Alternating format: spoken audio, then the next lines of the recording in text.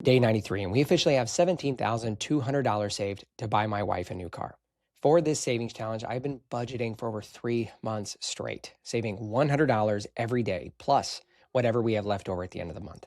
Tomorrow, I'll be recording our month-end budget video, so you'll get to see exactly how we structure our budget to maximize our savings and investments. And it's completely automated inside of Monarch, so tracking it doesn't require much work from me at all. So subscribe to the channel so you are notified when that video goes live, and I'll see you tomorrow for day 94.